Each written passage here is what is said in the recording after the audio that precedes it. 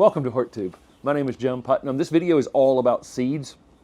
I'm going to go over the seeds that we're actually starting for this summer, our summer flower seeds, our summer vegetable seeds real quick, and then show you some old footage of how I built the light rack in the house and how, the trays that I use and the techniques we use for starting seed here. So this is just kind of a super seeding video if you want to learn how to start seeds and all the entire process from, again, building a light rack in the house.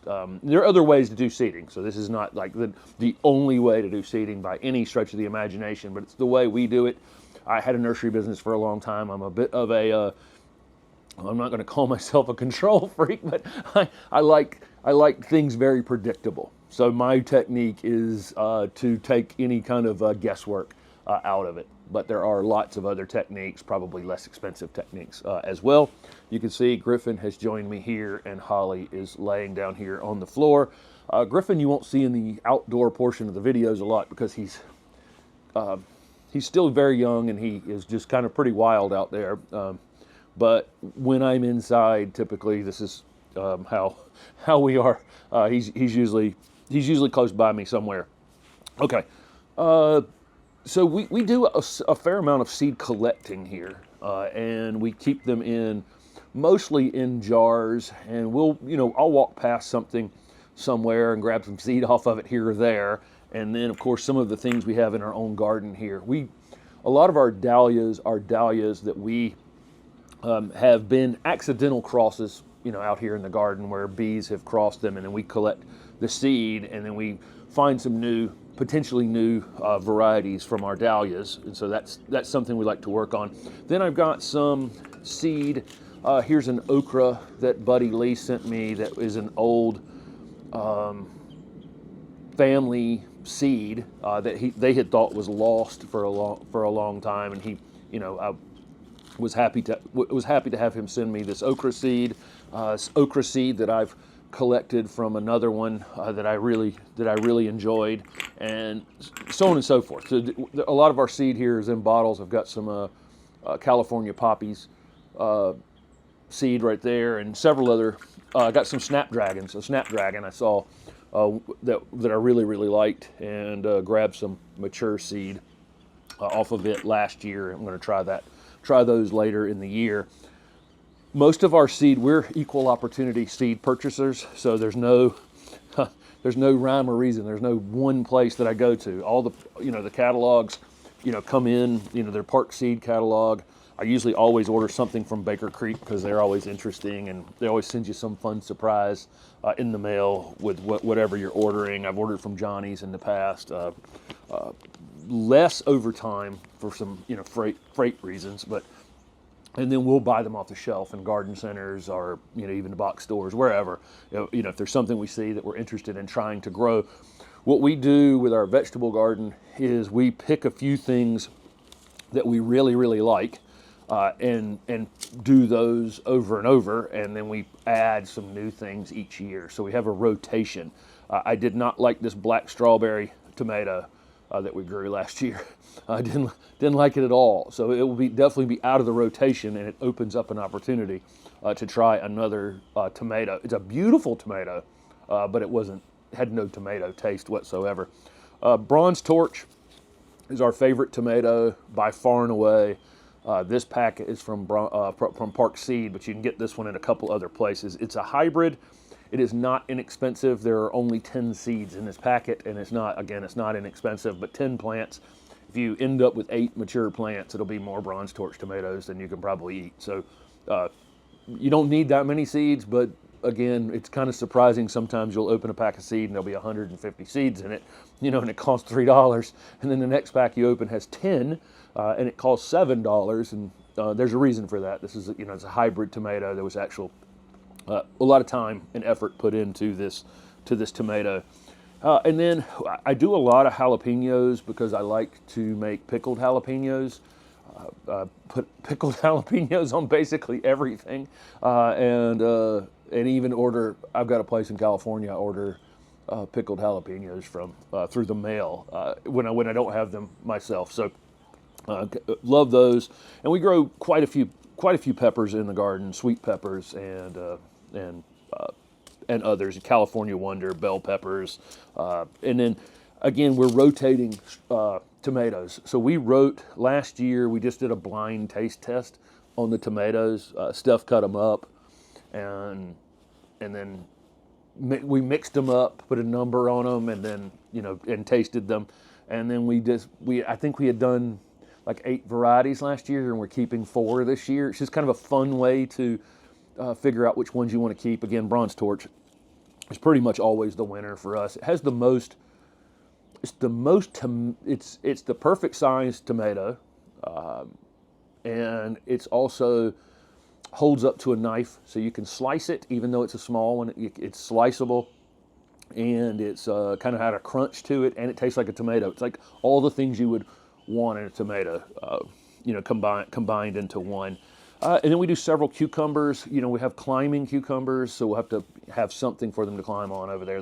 We have a fence, chain link fence behind it, so the cucumbers can climb on that. But we also do some bush cucumbers. If you don't have anything for them to climb on, you can get bush beans or bush cucumbers, which can grow kind of shrubby, or you can get climbing ones if you have something for them to climb on. Several slicing cucumbers, and then a couple of pickling cucumbers as well, where we'll make some pickles. We don't store pickles, like there's no closet of pickles in the house, but we'll make them and eat them kind of right away. And then we grow several types of okra, and then several. Basil is a kind of an annual herb, but we have lots of other perennial herbs out here already: oregano and rosemary and thyme and several other things out there. But there are a couple of annual, basil being the main one, annual herbs. And then we'll grow some eggplant as well, and then a couple other tomatoes that we're adding this year, a sweetie tomato, and I'm adding early girl in here. I'm trying to do a slightly earlier tomato. We have in the last year, almost all of our tomatoes were mid to late summer, so I added one. If there's one that says early in the name, it's probably an earlier growing variety. For those of you in the north, it'd be time to be doing some of your cool season vegetable starts. That's things like beets and lettuce and kale and Swiss chard, beets. Let's see what else. Kohlrabi. We did carrots. We did a lot. We normally do 2 rounds of cool season crops. So we'll start cool season vegetables, if you're following the channel, sometime in late August, and they'll go in the ground in October. That's all the things that I just mentioned. The lettuce and kale and broccoli and cauliflower would be in that group as well. We'll start all of those then, and then typically we would have done it again last month and then put them in right now, or maybe a little bit later than this, around March 1st.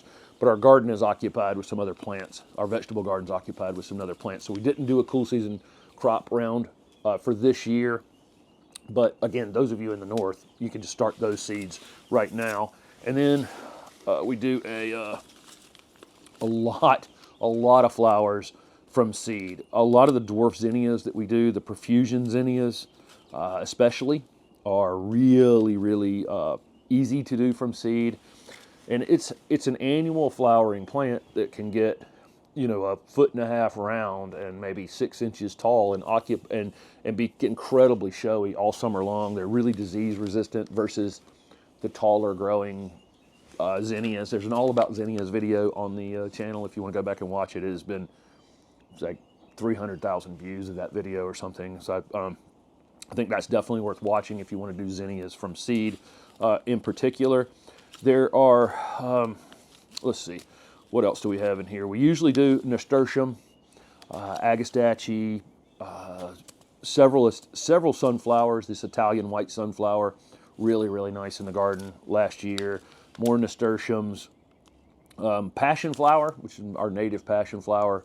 I wanted to grow one of these in the garden. I figured I'd just do one from seed. So I have that for this year. There's Angelonia many salvia. It's salvia that we use as annuals here in this garden. The Summer Jewels series, if you followed along with the channel the last few years. Summer Jewels salvia, not the showiest annual that you'll have in your garden. I'm really growing them more for the pollinators that come to the garden. So it's native bees, non-native bees, all these interesting little flying creatures that I have no idea, I've never identified. Just so many things are on the Summer Jewels series. And then, let's see, what else do we have here? Again, lots and lots of zinnias. And then Terenia that we're doing from seed. Black-eyed Susan vine, really easy all summer flowering vine that we grow out here on a light pole out in the front garden. And let's see, what else am I missing?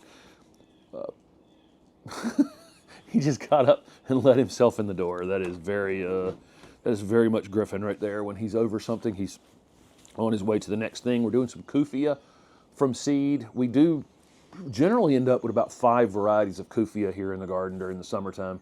And that is definitely one that we do every year. And again, it's not, firecracker plants, another name for them. Some of them are a little more showy than others, but this is another one I'm doing mostly for pollinators and less about how showy they are. We always do a lot of Gomphrena. Gomphrena is easy to get showy flowers. That combination of showy flowers and tons of pollinators out here in the garden. And then, let's see, another Gomphrena, no, another Agastache. Okay, so when do we go about starting these seeds? So on the back of the packets of seed, you're going to see 2 different things typically. You're going to see days to maturity. That's going to be the amount of days it takes from you starting this seed to you seeing a flower or seeing a fruit. So for a tomato, that's just the number of days. Let's say it's 65 days or 85 days, whatever it is. That's the time from you start the seed until you actually pick a tomato off the plant.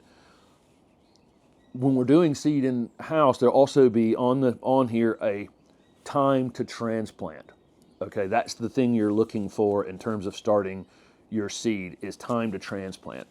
And the reason that's important is our frost-free date or our average last frost. It's not a frost-free date. It's the average last frost in our area is April 15th. So historically, we've had half our frost after April 15th probably, and half of our last frost before April 15th. So sometime around April 15th is, generally speaking, you can look out in a 10-day forecast and know whether you're my frosts are kind of done.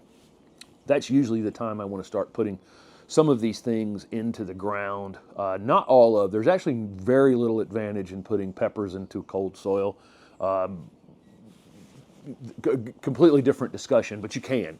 You just want to make sure that there's no frost, out ahead of that, on that 10-day forecast. So it's easy to look up.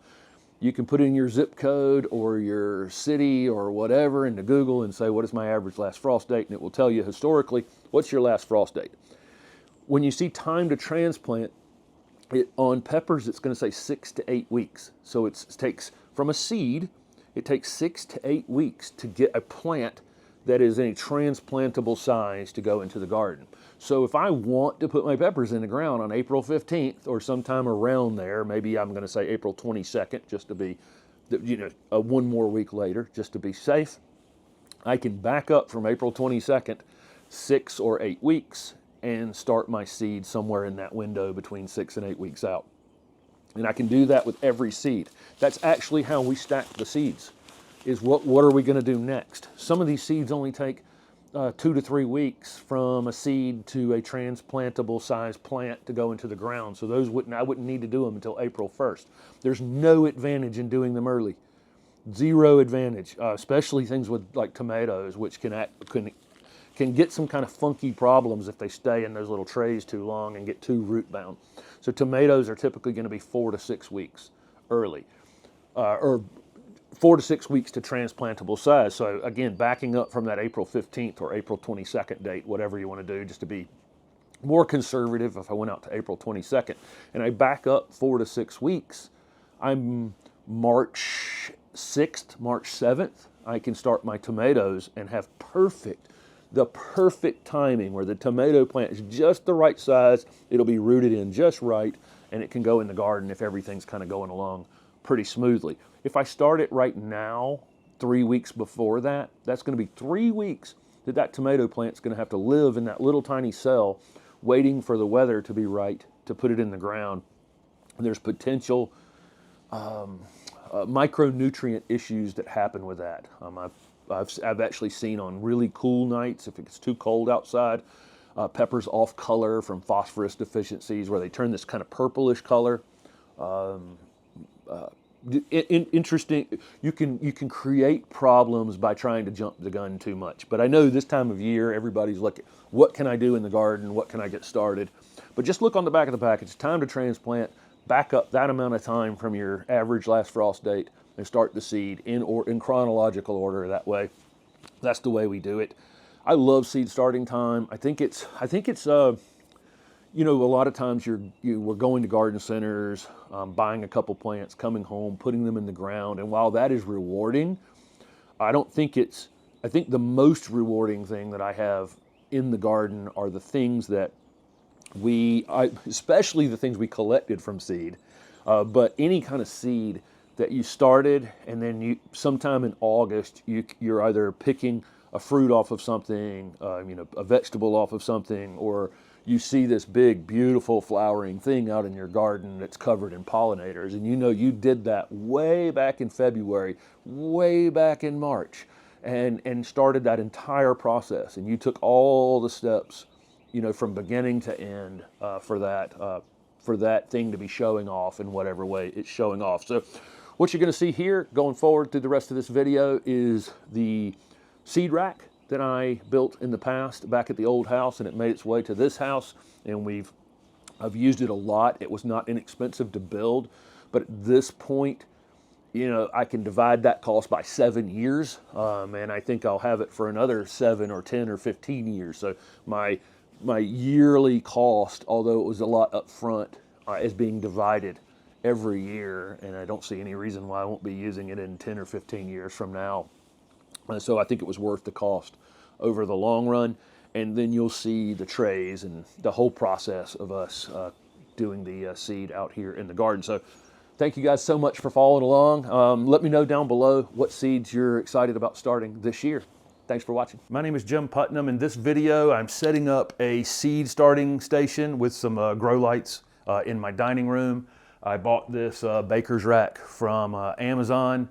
There are definitely cheaper ways to do this. It could just be built out of lumber and would function exactly the same way as this does. This was about, I think this one was $89. It's actually a 6-shelf rack. I only used 5 shelves. This system allows you to adjust the shelves into different heights. This one was tall enough. All the 5-shelf versions of this were only about this tall, and I wasn't going to have very much room in between each shelf because I'm hanging the grow lights right under this shelf is where the grow light's going, and then my flats sit right on one of the shelves, so I needed this much space between them. So this one works absolutely perfect. I'll link it in the description of this video. This is a 48-inch wide rack, and it's 18 inches deep. Another thing that I wanted to do, a lot of these baker's racks, metal racks like this, are only 12 inches deep, and with an 18-inch depth, this tray right here, which is a pretty standard size tray that you might be using to start your seeds, will actually fit this way, depth-wise, or sideways on the shelf. If I had a 12-inch rack, it'd have to go this direction, and I'd only end up with 2 wide here. Instead, I'm actually going to be able to get 4 flats or 4 trays on each shelf. Just kind of maximizing the amount of seed starting that I can do here. I went a little bit fancy on this because it's in my dining room. And after I start my seeds for my outdoor vegetables, which I'll start seeding in February, I'm going to use it to grow microgreens and continue to grow some things in the house. I'm also going to use it, I've got cactus and succulents and other house plants that I can use this for as well. Sometimes your plants need a little bit of extra light, and I can use this to kind of rehab some of my house plants that may be in need of little outdoor lighting on them. So I've got two different fluorescent systems. Actually, I got one fluorescent tube system, a T5 system, and I'm familiar with these. I've used these T5 bulbs before. They're just tiny fluorescent bulbs. If you're not familiar with them, these are just a full spectrum bulb. I'm not an expert on grow lights by any stretch of the imagination, but I have used these T5, high output fluorescent system before, and worked great over at my nursery, doing a little bit of seed starting, in a greenhouse. And these worked great. These are 4 bulb ones. They're about a little over a foot wide, and they're 48 inches long. And I think these ran about $120. They have a 5-year warranty on them. They're pretty energy efficient compared to older versions of this type of thing, like T8s and T12s, which, so these are a lot more efficient. But even more efficient than that, I actually have 2 LED panels, which look how super thin these are. LED panels have become a little more affordable recently, and I thought I would try 2 of these. This particular one is a 1 foot by 4 foot panel, and I looked all over the place for these, and they were $150, $140. I actually found these for $113. I'll link that in the description below for the company that has these. I don't make anything off of that, but this is a nice panel. I just don't have any experience with these, flat panel LEDs like this, and whether or not they'll, do just as well as these T5 fluorescents. But I'm going to know pretty soon, because I'm putting 2 of these on the bottom here and 2 of the fluorescents up on the top. This rack came with casters. I don't plan on rolling it anywhere, so I just left the feet on the bottom of it. These shelves are pretty easy to space and respace if you need to. It's just these little plastic tapered clips right here, and they just pop together around the tube like so, and the shelf just literally slides right onto the top on the 4 of them. I just counted up to space these 5. There's notches on this pole. I don't know if you can hear that, but I put 17 notches in between each shelf, and it worked perfect to space those out properly. I've got these ratchets. These are actually called light hangers on Amazon. These are fairly inexpensive. These will allow me to hang my lights up under this shelf right here, and then ratchet them up or down, just like this. So I can get the lights pretty close to, when I first put the tray in here, I can have the light pretty much right on top of them. And then as they come up and grow some, I can raise the lights up a little more. All I'm missing today is a timer. I need to get a timer, but it's going to be February before I start my seeding. I'll link some trays in the bottom of this. You need I'm going to use a tray, and then I have to use some sort of solid tray underneath it to catch the water, because we don't want the water. We don't want to water this tray and then have the water go onto the top of our electrical things right below it. So I will use a solid tray under my seed flat, and that's pretty much it. I'll give you some close-ups on how I hang these ratchets up, and how these lights are hanging up underneath here. So I got the first fixture up using these ratchet straps, and there's a wire already on the back of that fixture, and you can see it right here. I've got that one on, and you see this space up here. I can raise it. I can configure those hangers a little bit differently, and get that all the way up to the top, and you see how the tray fits sideways under that, and I'll be able to put 4 of them across just like that. The one down below it, I already have that side on, and let's go around here. On this side, I just feed this, easy for me to say, I just feed this little clip back toward me through here, and then I actually just hook it onto the rope, to its own rope, just like that. And let's see if we can do this with one hand. Yes, nope, yes, there it is right there. And then I can just pull it down tight, just like that. And then this little piece right here hooks on to that, I got to extend it just a little bit. There's a little clip right on the side of it that allows you just to pull more string in there. That will just hook onto that clip just like that. And then all I have to do is grab this string and ratchet it up into place, just like that. And what I'll do, this is as high as I can make it with this ratchet strap like this, but I can just take this clip right here, get rid of this ratchet, and just hang this clip on the bar right there and just directly onto there, and that'll max it out all the way at the top. But there you go. We'll turn this second one on right here, make sure it's working. Yep, it's working fine.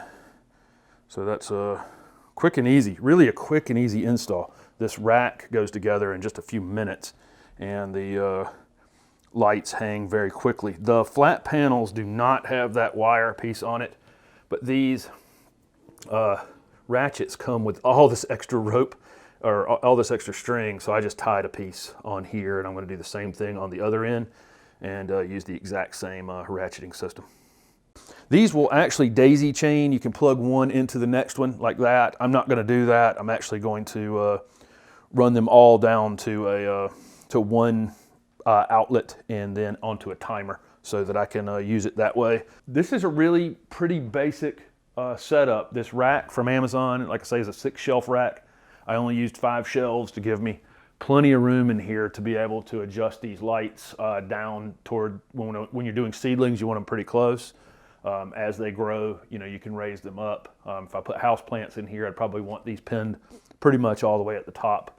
But other than that, it's pretty straightforward. I've run these T5 fluorescents for a little while just to see what kind of heat they're putting out. They're putting out a little bit of heat. You'd expect that, but it's not bad at all. It's nothing like old fluorescent tubes did. So I'm not concerned about them overheating anything over here. And these LEDs are just super cool. It'll be interesting to see which one of these works better. They were the exact same price. And so I expect these LEDs to last years longer. And I like that super, super thin flat panel as opposed to, this is about 1.5 inches. This is low profile compared to what they used to be, but this is about 2 inches, I think. And these are less than 1/2 inch. I mean, it's really amazing how thin those are. So I would prefer to use those, but I'm going to see. Let me turn this off and see if this light will adjust.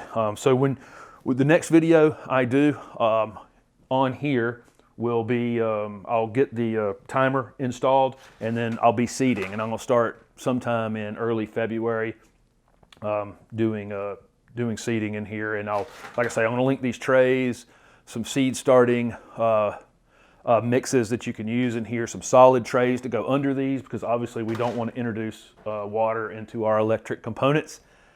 And there again, pretty straightforward. It's just, like I say, it's just the rack, the lighting units, and those ratchet straps, those ratchet straps can be put in different ways to adjust them differently. So it's just 3 pieces plus a timer. So really 4 pieces to set this thing up, and then whatever type of growing medium and trays and that kind of thing you're going to use. Most of that can be reused, sterilized and reused in the future. But there you go. Thank you very much for watching this video, and don't forget to subscribe to my channel, and you'll see how this develops over the course of the year with my vegetable seeds, and then after that some microgreens and growing some other food just inside right here on this rack and taking advantage of it being here. In this video, I'm going to start my cool season vegetable seeds inside. A couple weeks ago, or maybe 3 weeks ago now, I built this stand in my dining room with some fluorescent tubes and some LED panels to do all my seed starting inside. The actual main reason I'm bringing all my seed starting inside like this, generally speaking, I have put seed in the ground for years on most things and have pretty good success. But in the fall, my fall vegetable garden, we had a hurricane and a tropical storm, and it just rained and rained and rained all fall, and it was just a total disaster. So I decided to kind of take a little more control over my seed starting and make sure that I'm doing transplants rather than seed. One of the things you need to know is your frost-free date, or your average last frost date for your area, and it's pretty easy to Google that. You can just put in average average last frost date or last frost date in your town and state or wherever you are. If I do that for my area, our average last frost date's right around mid-April. I had 2 25-degree nights the last week of April. Maybe this was 12, 14 years ago, something like that. And then we had a frost in early May, right when I started in this business. So that's just your average last day. It doesn't necessarily mean that you can't get frost after that. I don't like to, when I seed things, and all the years we use seed at the nursery, I'd really like to have it finished in whatever it's coming up inside and then go directly in the ground, meaning I don't want to transplant it again in the house. And so I would rather, or in a greenhouse or whatever, I want to get it in its finished form and then go directly in the ground. And then, in order to do that, I just need to count back from when I want to put it in the ground. I don't want to start tomatoes and peppers and beans and cucumbers and all the warm season things right here at the beginning of February when I can't put them in the ground until almost the end of April, because they would come up, in this tray or whatever kind of tray you're using, and then get so big, and that's over, what is that, March, April? Yeah, I mean, it's a little over 2 months. They would get so big that I'd end up having to transplant them into bigger pots, and now all of a sudden I go from this stand that will hold 16 trays to pots everywhere, because it will just, quadruple the size of space it's taking up. So I want to just count, like I say, I want to count back from my frost, from when I want to put them in the ground, and that's when I want to start the seed. So I'm doing cool season vegetables now, right here, toward the beginning of February. I'm toward almost the middle now. And that's going to be broccoli, kale, lettuces, cabbage, if you were doing cabbage, peas, carrots. Peas and carrots just go directly in the ground. You'd never want to do carrots in a indoor place where you're going to transplant. You can't transplant carrots. You'll mess up the root, and then you end up with weird carrots. So put carrots directly in the ground. Peas, there's really no reason to start inside, but you can, and they're super easy to start inside. But they come up 100% in the ground or in the house most of the time. So I've got all those lettuces and spinach and that kind of thing. Typically, spinach can be hard to transplant from a tray as well, but I'm going to do it anyway. So, like I say, that's going to be broccoli, cauliflower, all those kinds of things. That's what I'm starting right now. So I'm going to get those things up, have them under the light over here. I've got a timer for these. These lights can be daisy chained together into one, and then I can use this timer. They plug into the timer plugs into the wall. I'll just have them come on 12 hours on, 12 hours off is how I'll do this. Over here in this corner. And then I use this 50 cell hard tray right here. This is what I've always used in the nursery. This is how I started seed there. This is if you've watched my propagation series, I use this tray for propagation as well.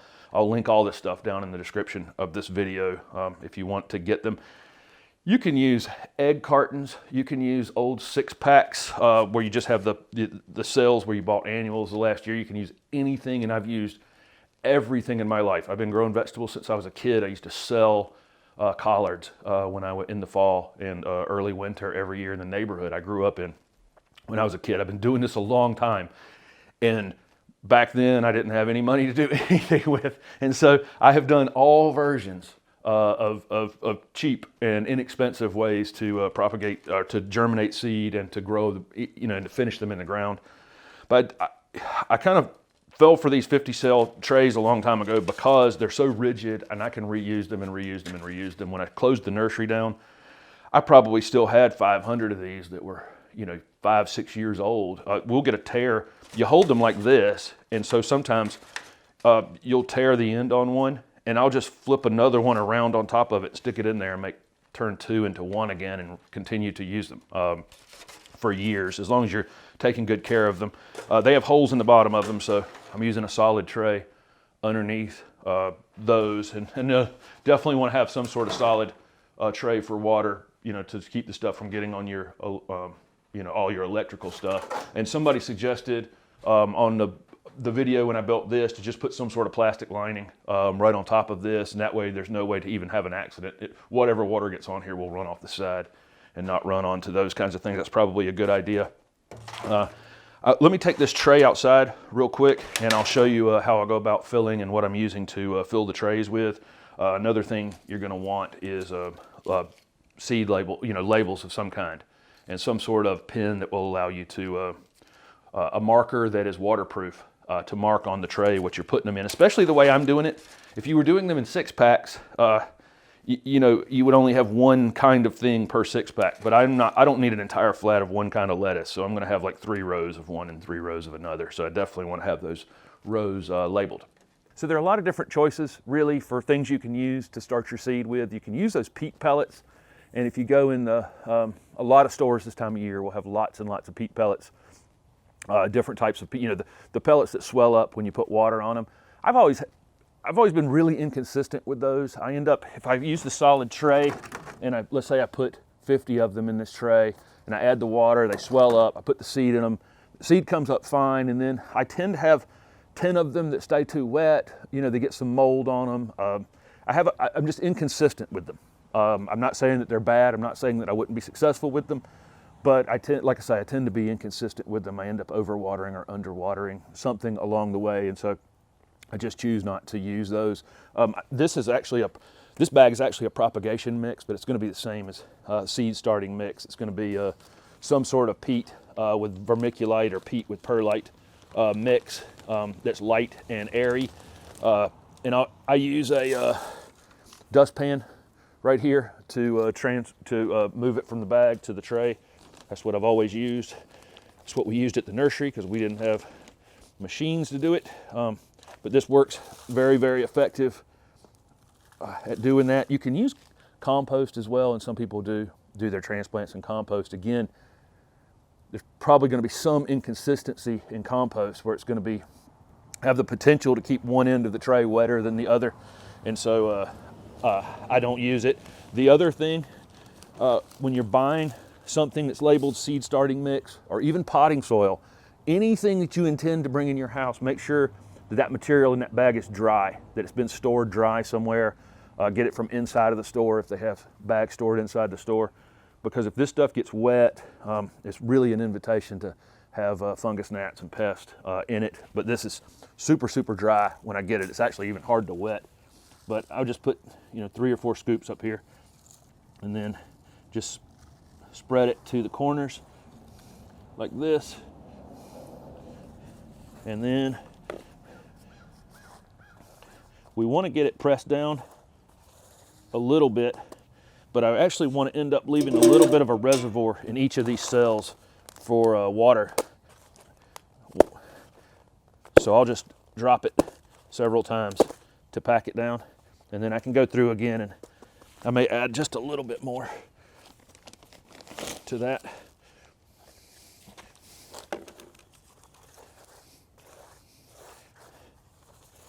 Just like that, and then I'll pack it down again, and then I'll water it out here from the top. This will be the only time I'll top water it.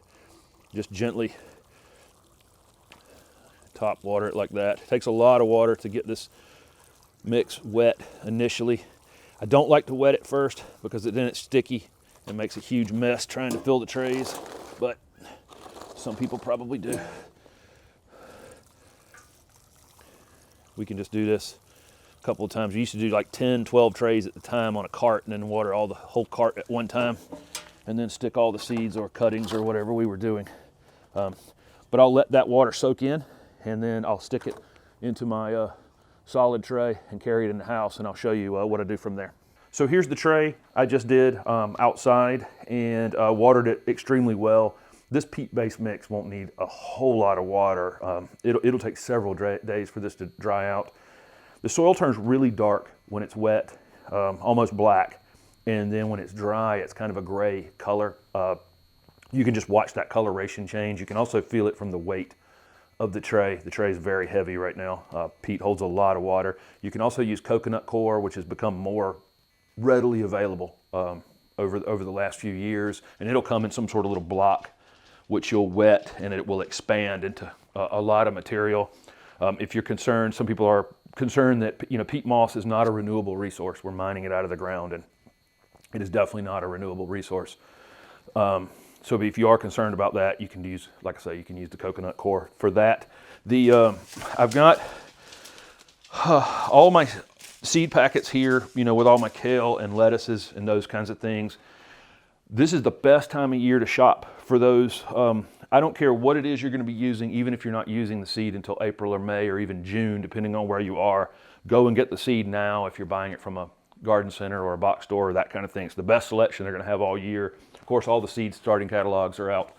You know, all the seed catalogs are out right now. This is the time of year you typically get those after Christmas. If you're not on anybody's list, this one's Johnny's Selected Seeds. I've bought seeds from them over the years. They also have some of the propagation trays and that kind of thing in the back. I don't know if, you know, this is less or more than Amazon. I'll link these things below for Amazon. On the back of your seed packet, it's always going to say full sun. That's pretty much true with that across the board on most of these things. Most of this lettuce is going to go directly into my garden out here, and I'm going to leave some netting around it. Like I don't know if you saw videos from the fall to keep the rabbits out of it. But then some of it's going to go in bowls on my front porch, and it will end up in some shade later in the spring and early summer. I can continue to extend the season a little bit with lettuce as it gets hot by shading it a little bit. Still needs some good direct light on it though. It'll tell you how many days to harvest you have on here, and the main thing here is the depth that the seed needs to go. On this kale here, this dwarf blue curled kale, it only needs to go down 1/4 inch. That's the seed barely being covered at all. I usually will use a Phillips head screwdriver for this and just poke holes right in the center. And like I say, this is barely, 1/4 inch is barely anything. And I'll just go through and poke all those holes at once, and then open the seed packet. And I put 2 seeds in each one. Ultimately, I'll thin them down to 1. You can use that, if 2 come up and you need to take 1 out, you can choose to use that one you pull out or not use that one you pull out.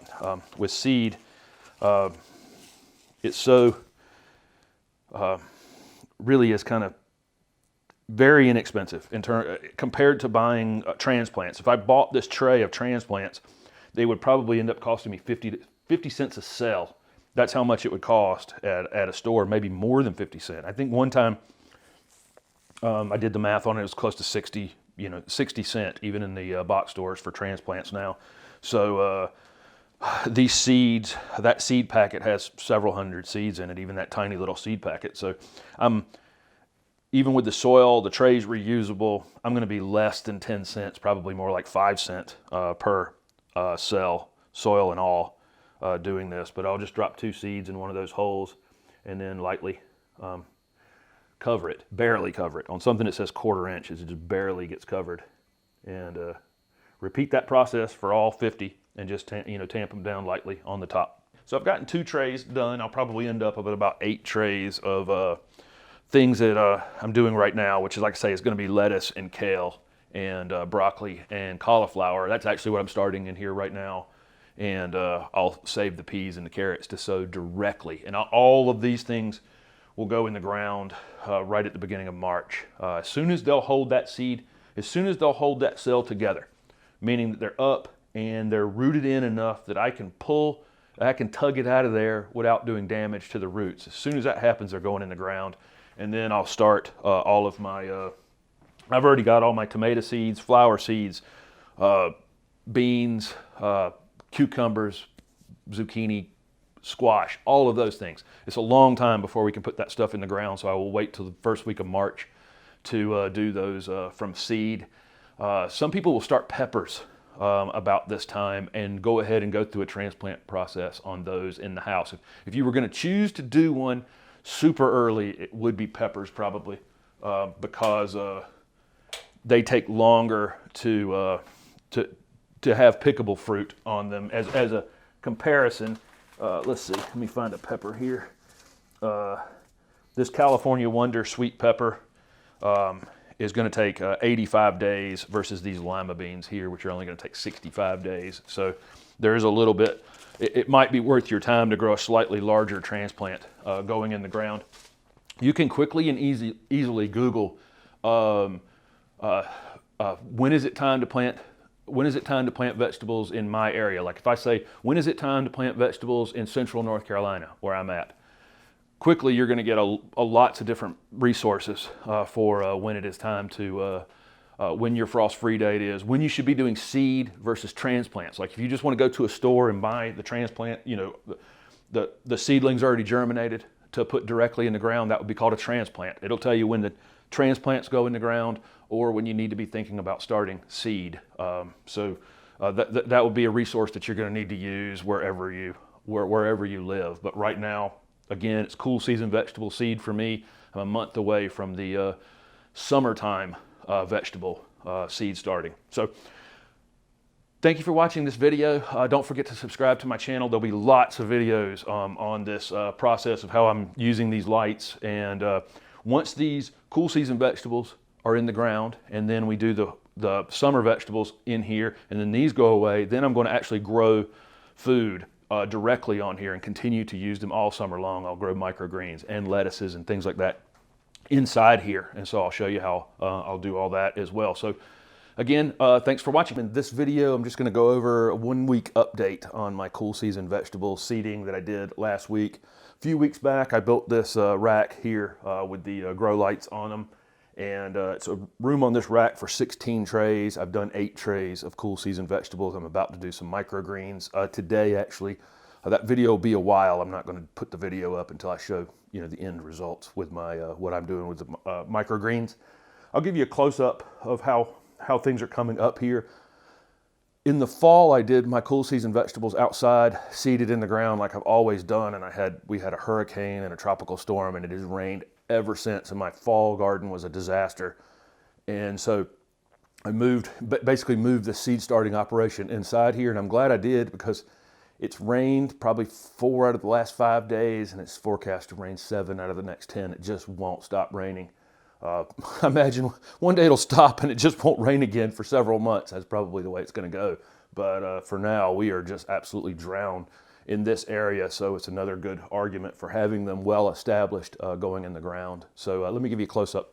So this is where I'm at so far. There's spinach here, most of which has come up. There's still a few cells that haven't germinated here, and there's a lettuce in the middle here, and a kale there, broccoli have all come up here, which will give you a closer view of it. But pretty much every cell has some broccoli coming up.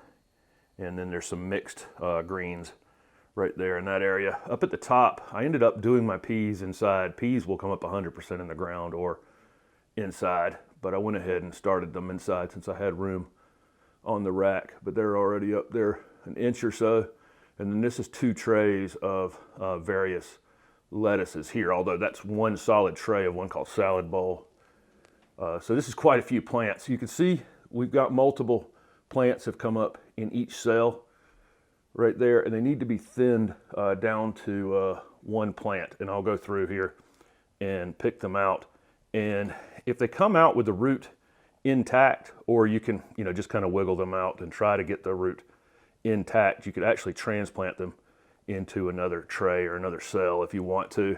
This is 100 lettuce plants right here. That's going to be more than I could ever use. I'll probably end up giving some away. So I'm just going to thin them down to 1 plant and discard the others. In terms of watering, you can look, I've talked about in the last video, this dark coloration means they're pretty well watered.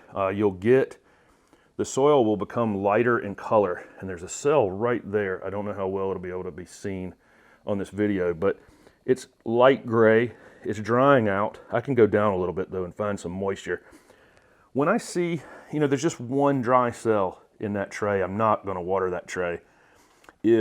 Once I get about 10 or 12 that are in that lighter color range, I can lift up the tray too and kind of feel how heavy or light it is.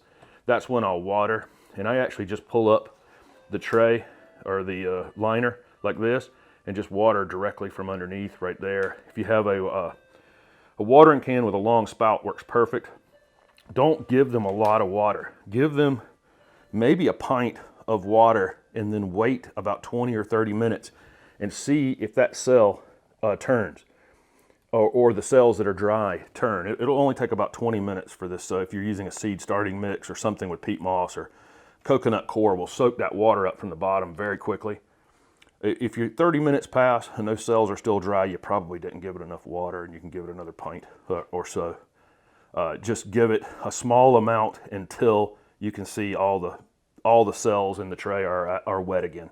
A couple other quick observations you'll see when you do vegetables from seed, or anything from seed for that matter, is initially you get 2 leaves right here. This is spinach that don't look anything like spinach, and it's true of almost every type of seedling.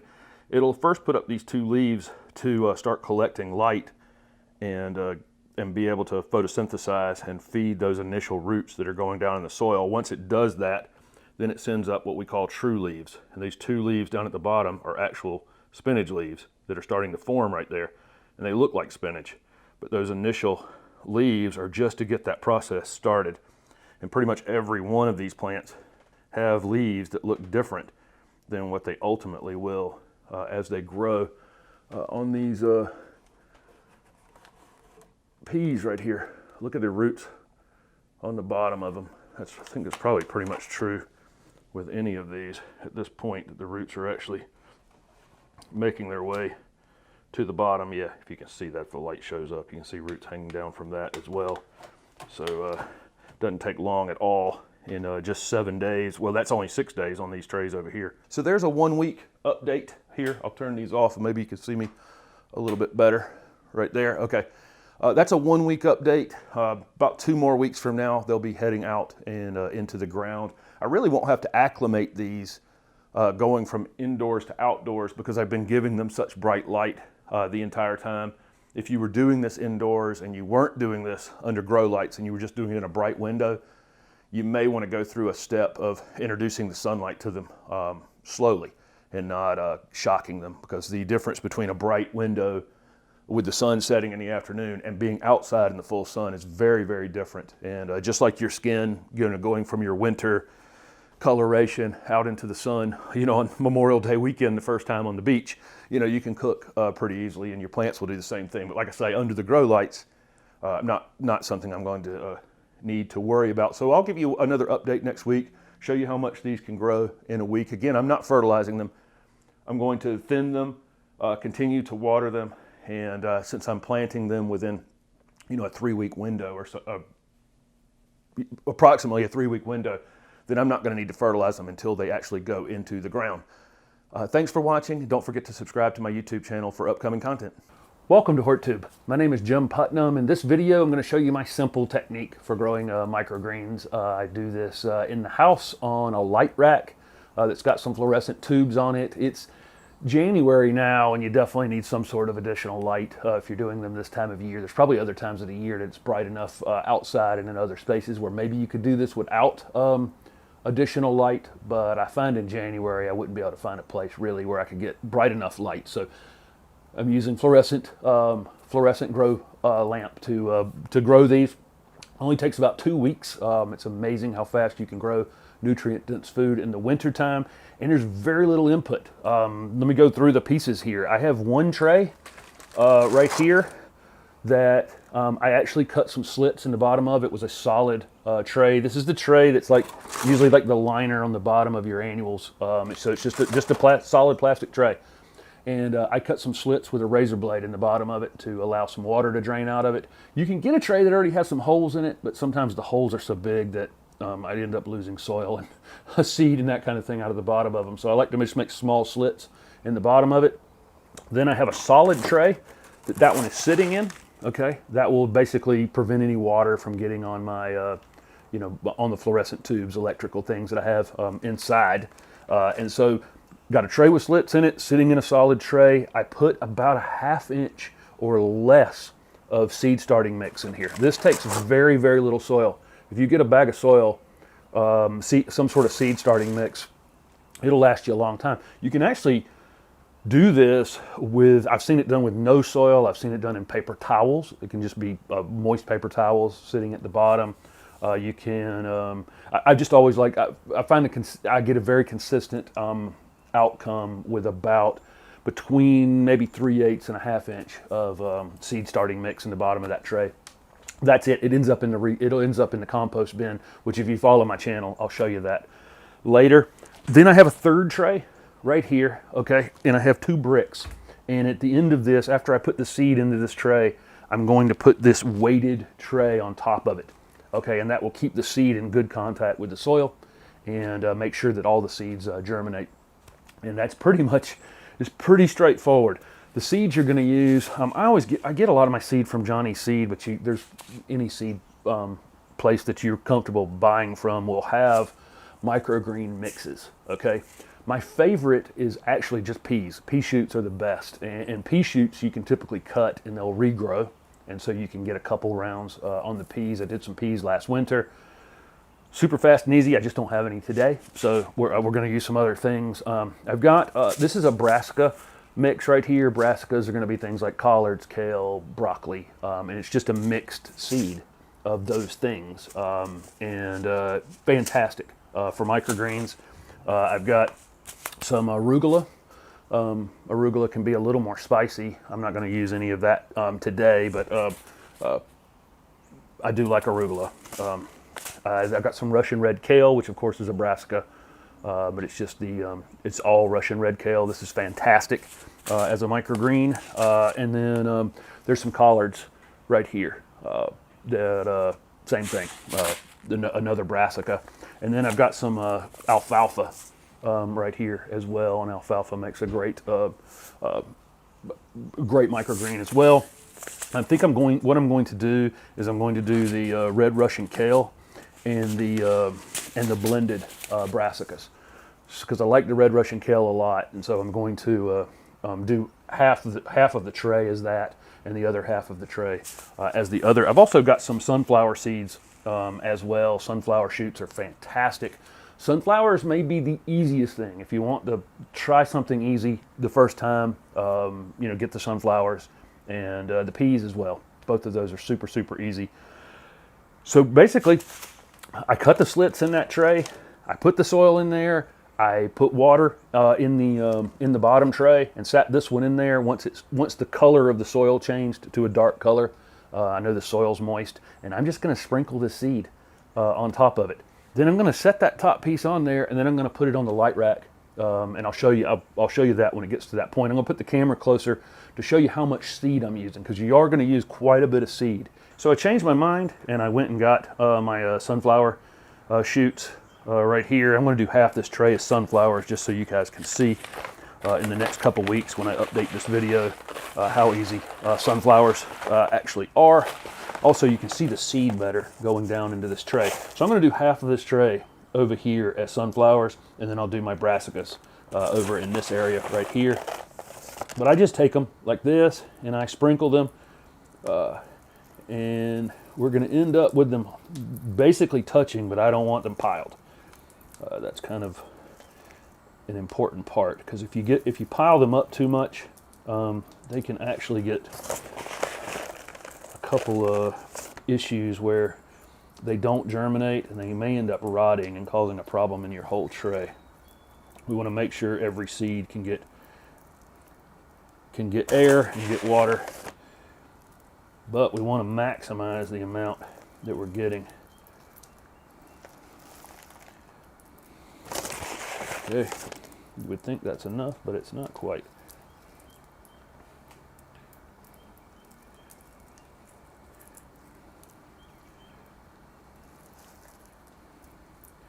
Okay, I think this is pretty close to enough. I got a little bit of bare dirt here or there, but the seed will swell a little bit too. So, okay, I'm going to tamp that down just a bit like that. Hopefully you can see about how close these seeds are together right there.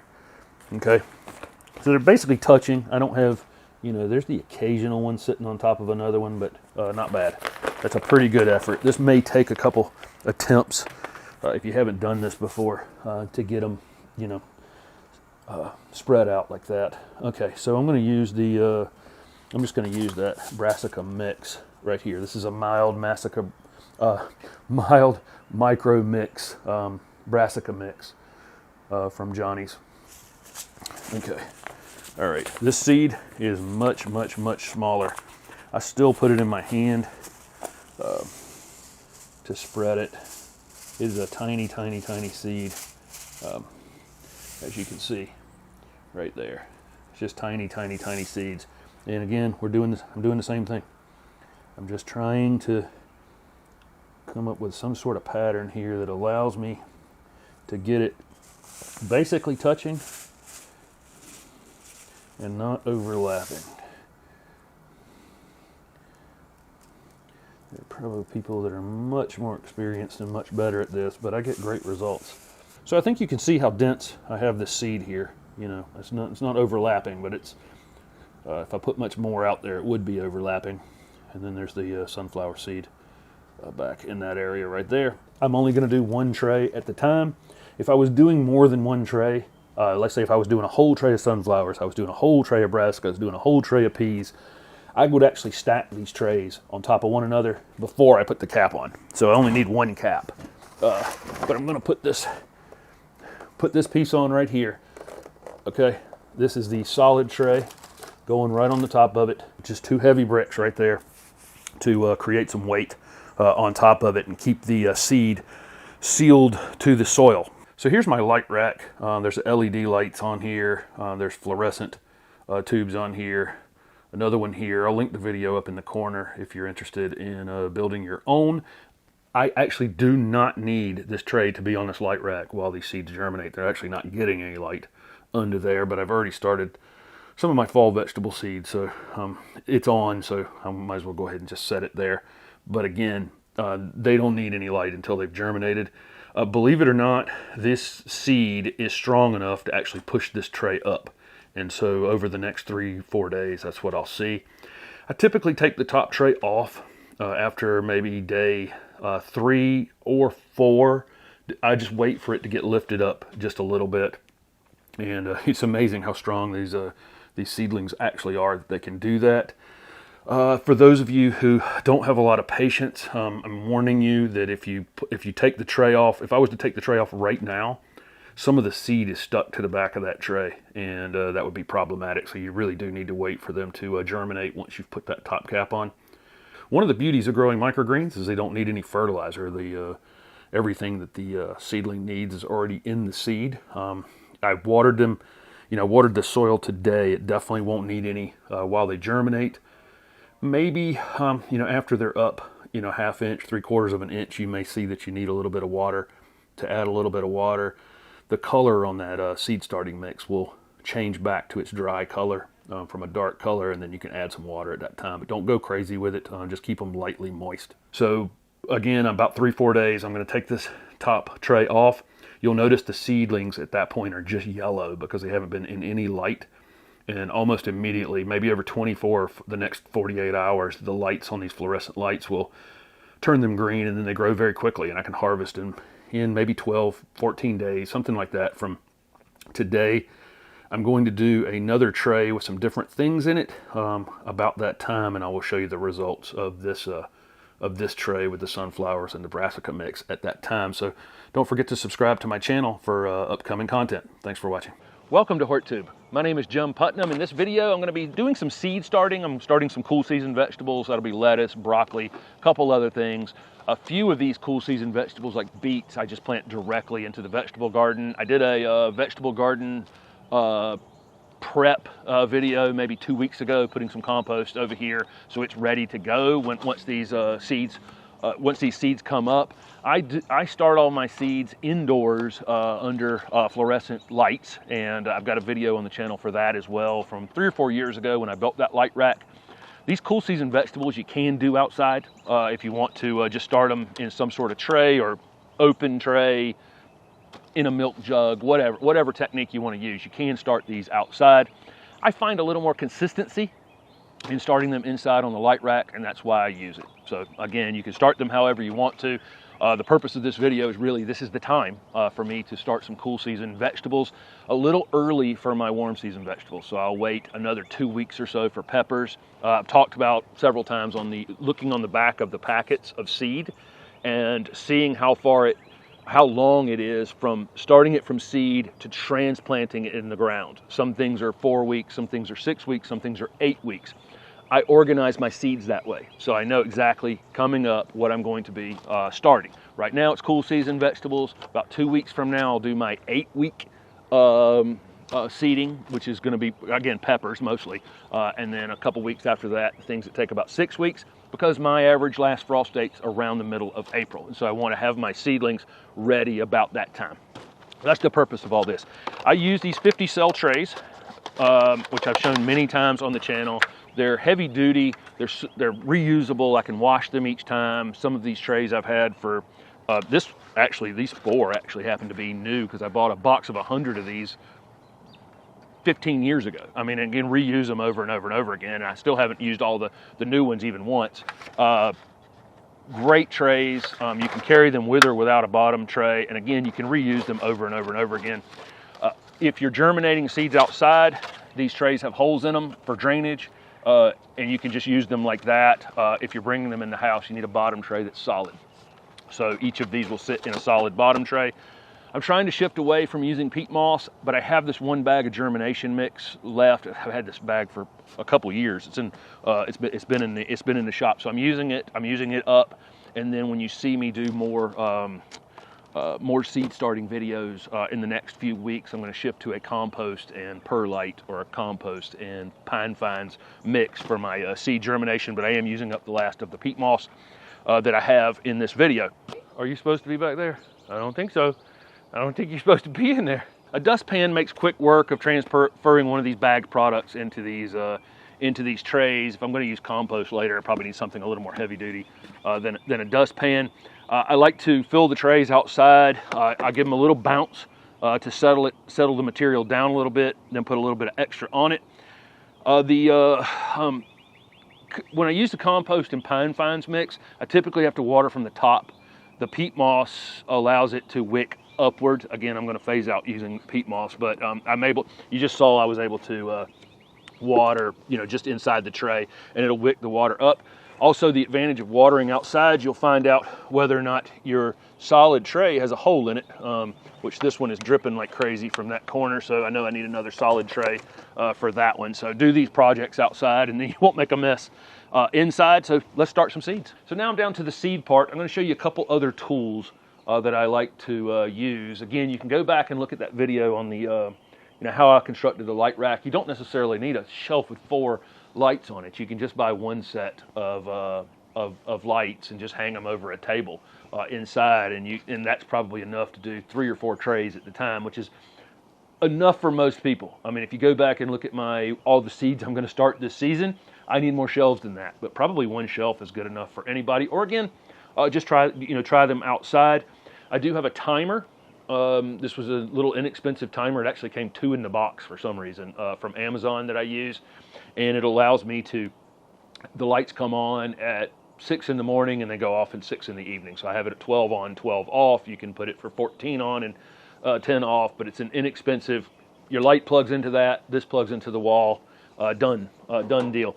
I also like to have a little teeny tiny pair of snips on hand, because I'll do multiple seeds in each of these trays. Some of my seeds are actually from, a year or 2 old at this point. And so I'll put a couple seeds in each cell, but I don't want 2 broccoli plants in each cell. So after they germinate and they're up about an inch or 2, I'll decide which one of them seems more vigorous, and the other one will get cut out.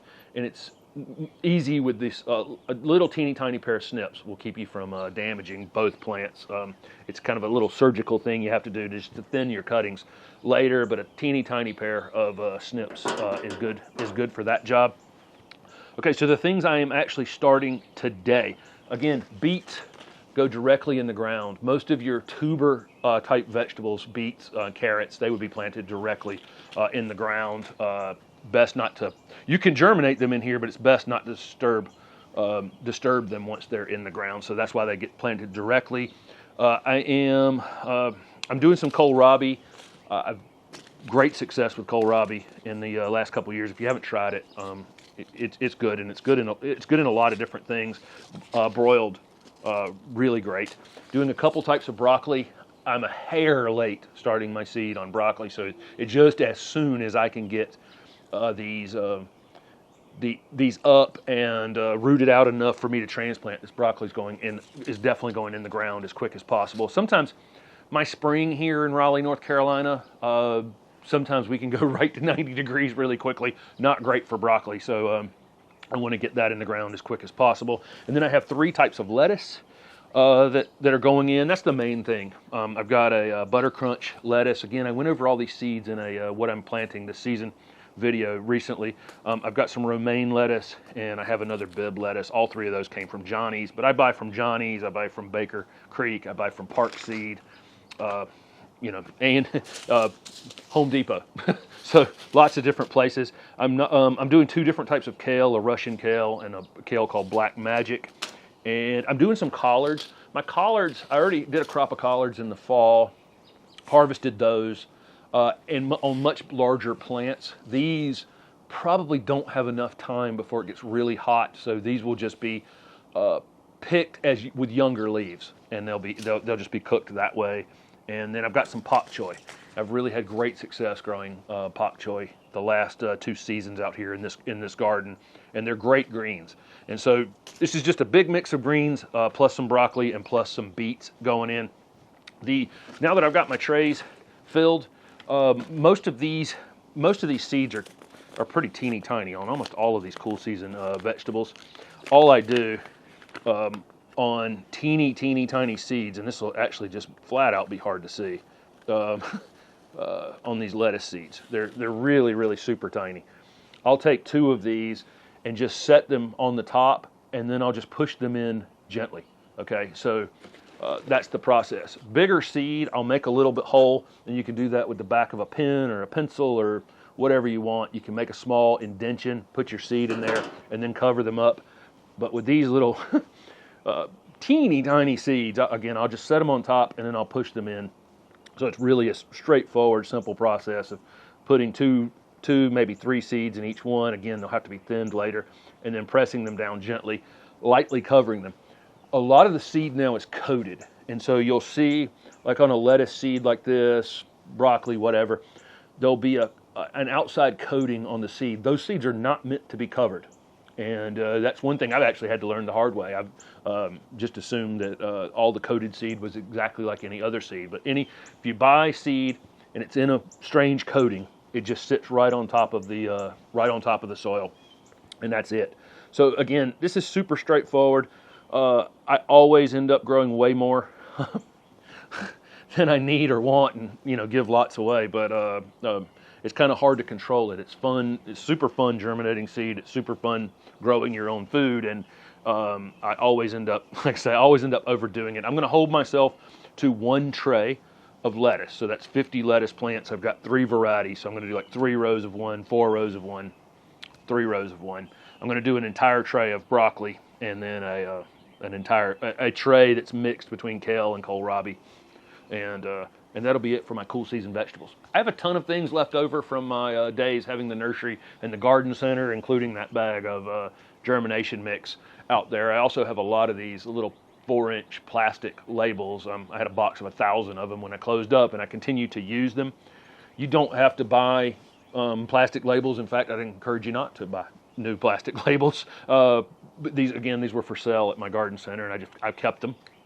You can actually take a pop bottle, a Coca-Cola plastic bottle, and actually cut it up into strips and use that.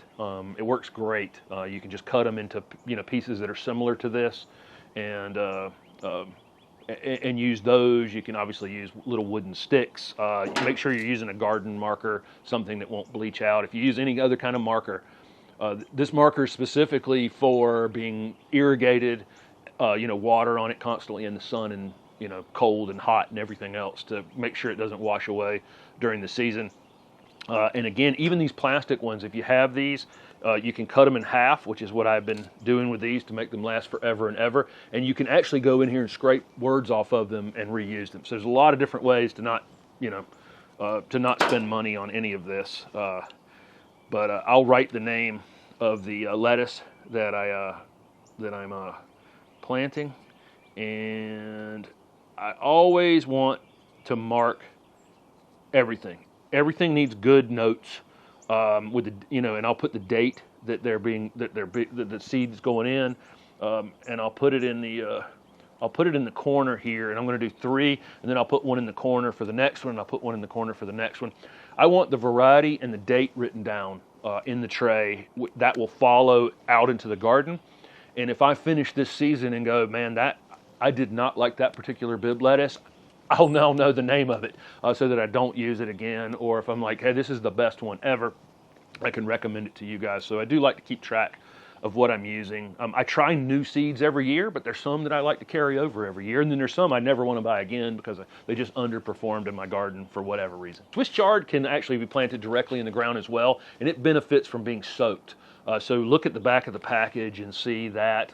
Some of the things that I'll be planting later, peas, beans, squash, cucumbers, a lot of those things can benefit. The ones that I direct sow in the ground can benefit from some soaking, because a lot of times the quicker you can go from planting it in the soil till it coming up, the better, because you may have squirrels or whatever trying to mess with them. So some do benefit from soaking. So I'll soak these the Swiss chard before I put it in the ground, and I actually do some Swiss chard in the house as well, because I germinate some that go in containers just as decoration. So now I have a lot of work to do. I've got to finish planting these trays. Once the seeds are in them, they'll go onto the light rack inside. It'll take about a week to see most of these things germinate. Probably in the second week, I can go through with my snips and trim down to 1 plant. The reason I use the snips to cut out the extra plants is if you go in here and try to pull them, sometimes it's okay. Sometimes, though, you'll pull all 2 or 3 or whatever's come up in the cell, and you'll damage all of them. So it's easier or better to go through and just cut them out with the snips. It doesn't take that long to thin them. Once they're up for a week and a half or so, I'll start mixing a little bit of fish emulsion into my water when I'm watering them, and that'll get them jump started. After about 3 weeks, these are going in the ground. They need to be in the ground sooner than later. I'm here in zone 7B. Those of you who are in zone 5 or 6 that want to do some lettuces and things, you're probably a week or two, but a couple weeks behind me. Those of you in 8 or 9 probably need to be on this on this pretty quickly.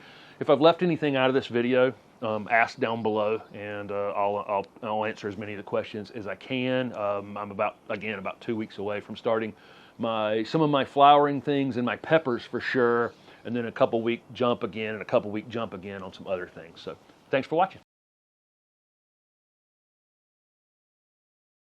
Welcome to HortTube. My name is Jim Putnam. In this video, I'm going to be cutting up some potatoes, talking about some seeds that I am about to get started on, some dahlias, some things you might be purchasing now, even if it's not time to put them in, just to make sure that you get a hold of them if you're interested in growing them this season. About a week ago, maybe just a week ago, I put up a video showing some of my cool season vegetables going in, and they're up, look great in on the light rack. And we're going to bounce over there now, and I'll thin some of them out so you can see how I go about thinning them. So on the light rack inside the house, these fluorescent tubes are directly over my trays, and you can see how close I actually have them. And I have them adjustable so I can raise this as they grow, but I keep the lights down quite close to them. That helps prevent some stretching. If I put the lights 6, 8, 10 inches above, they will definitely stretch out more on me. This is a tray full of broccoli. These seeds were over a year old, and so I put a few more seeds in each cell than I normally would. Usually I'll go for 2 or 3. Some of these have 4 and more, and it's just, again, the seed's a little older, and so I typically go a little more. You'll be tempted when you thin these. You could go in here and divide these out if you wanted to. If you wanted additional plants, more plants than you have. But for me, this is plenty. This is 50 broccoli plants. So I'll go through here and kind of select the most vigorous one, and the other one I will cut out. I don't pull them just because you could damage the one that you're keeping, but very quickly you can make very quick work of getting down to 1 plant, and usually I'll just keep the most vigorous one. One will have presented itself that's slightly superior to the others, and again, So there it is. I'll leave that. This has been about 8 days. This tray is actually dry right now. Once they're at about this height, this is when I start fertilizing them. So again, these get watered by pouring water into the side of the solid tray at the bottom, and a little bit of fish emulsion will start getting mixed in with that water now. One shelf below the broccoli, I've got some kale, some bok choy, another kale, and some collards. I'm going to go through here and thin these exactly the same way that I did the broccoli and anything else that I have on these shelves. We're probably a week and a half or so away from these being able to go into the garden. So you'll see a video when these go into the garden. And today I'm about to add a lot of my summer and fall flowering flowers and some of my summer vegetables as well. So let's get started on that. Today I'm going to add lots of things to the shelves inside, and I have 4 shelves. There's 4 lights. 2 sets of them are fluorescent tubes, and then 2 of them are LEDs, and I like those fluorescents better. I actually like the heat from the fluorescents. I think that just adding that little bit of heat, you know, my house is heated and everything, but it is a little cooler in the winter, and you know, than it would be other times of the year in the house. And so I just like the fluorescents in general. Obviously they burn a little bit more power, but I can't see any difference in my light bill during typically February, March is when I'm running those lights, and then again in late August and September is when I'm running those lights for my fall crops and my spring crops. Again, I'm using these 50 cell trays. You can just use open trays. You can do seeds however you want to do them. You can do them in milk jugs outside, however you want to do them. I just find I like the consistency of doing them in these 50 cell trays with the solid bottoms on them. Okay, so right now you can get seed potatoes. So I'm going to be planting lots and lots of potatoes. I've got several different varieties. I do cut them up, and I'll show you an example. Here's a potato that is got several eyes. Here's one here, here's one here, there's one back there. I'm going to actually divide this potato into 3 potatoes, and then I put them on a windowsill for a few days, and then I plant them. Some of my seed potatoes, there'll be no logical place to cut them, and so I'll just use the whole potato, and you can just use the whole potato if you want to, but I'm just trying to get more mileage out of the seed potatoes that I have. But I mean, this is literally just take a knife and cut it so that one side, that both of them have eyes on them, and then I'll put them in a windowsill, and I'll let this dry out. You know, when I cut them like this, there's a lot of moisture in them. I'll just let that moist edge dry out in a windowsill for a few days, and then they're going in the grow bags at that point, and I'll show you that when that happens. But again, I just find a logical place to cut them where I'm leaving eyes on both pieces. Some I can cut into 3, some of them I only cut into 2, and some of them, here's one right here that only has 1 logical eye on it, and you know, it's just going to stay whole. So that's how I go about that. Cut the potatoes up, put them on a windowsill, let the edges kind of dry out and heal over for 48 hours, and then they're going to go in the bags, and you'll see that when that happens. So that's my potatoes. Seed potatoes are available now, so that's why I'm showing you that. Other things that are available now, but it's too early to plant, are dahlias, and I have some, you know, more of the dinner plate dahlias that I'll buy each year. These, I'm in zone 7, and sometimes they come back from the ground and sometimes they don't. I could have dug them, the ones that I had out here, and kept them through the winter. I choose not to. I'm buying 3 or 4 varieties a year, and then the rest I'm doing from seed, so it's not overly expensive for me to replace. But I will see some of the ones from last year come back, and again, some won't. So that's dahlias. The other things that are available right now are tropical bulbs like elephant ears, but it's a little too early to be putting them out. But I would go and you can buy them and then store them in a you know, a dark closet someplace until you're ready to plant them later. Other things that are available are strawberry plants, asparagus plants, bare root fruit trees, and you know, a lot of bare root roses, and just a lot of availability on things that can either be planted early or tropical things that you can acquire before other people do. Pick the best ones and then store them. Seed, I've talked through this several times about how my seeds are organized. My average last frost date is April 15th, April 10th to April 15th, and it depends on when you Google it. Honestly, it'd be from April 10th to April 22nd, somewhere in there is our average last frost. You can look this up on Google. All you have to do is Google average last frost date for your zip code or average last frost date for your county, and there'll be some information on there about when your average last frost date is. Then on the back of most seed packets, like these zinnias that are from Johnny Seed, it will say, and zinnias can be done directly in the ground as well. You don't necessarily have to do them. All of these by starting them inside. Some of them transplant. Some of them you can just seed into the ground more easily than others, and zinnias would be on that list. But I like to do them from transplants because I get consistency from it. But if you look on the back of this Johnny Seed, it says culture, and then it says transplant, sow 4 weeks before your average last frost date. So again, my average last frost date being April 15th to April 20th, whatever, I can just back up a month. And so this stack of seeds right here is all the 4-week things. These are things that I will not be seeding until after March 15th, which is, for approximately 4 weeks, a little more than 4 weeks before my average last frost date. And that's basil, zinnias, cosmos, a lot of just easy to germinate things. They just won't, if I do them now, they're going to end up so stretched by the time they go in the ground that, especially zinnias, I just don't want my zinnias stretched. But so there you go. There's my stack of things that are 4 weeks. Then I have a stack of things that are 4 to 6 weeks. This includes some giant marigolds that I grow, a lot of my tomatoes. It's just too early for tomatoes for me. If I do them right now, they're going to end up super stretched. I'm going to have to plant them super deep. Just easier. Nasturtiums, asters, a bunch of things in this pile of seeds that are 4 to 6 weeks. And so I'm probably another 2 weeks before I start these. It'll be sometime in early March. So I've got my mid-March, my early March, and then the next pile are things that are 6 to 8 weeks and things that are just 8 weeks or more. And these are the things that I want to put in today. That includes some ageratum. This Blue Horizon ageratum, if you can get your hands on it, little teeny tiny seeds, makes a huge impact in your garden. Great. Sometimes it's perennial, but most of the time annual for me. I've got some catmint that I'm doing from seed today.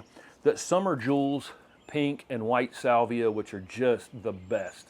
If you've watched any of my tour videos last year, they are just the absolute best annual salvia I've ever grown. Pollinators go crazy for them. The flowers honestly aren't quite as showy as some other salvias, but I love having pollinators in the garden, and so they've become my favorite. I could only get the seed on pink, and so I'll probably end up trying to find some white ones as, just purchasing them. But it's time for those to be planted. My mahogany splendor hibiscus, if you follow the channel at all, that beautiful purple hibiscus that I grow every summer, I've got seeds for it, and it's time for those to go in. Angelonia.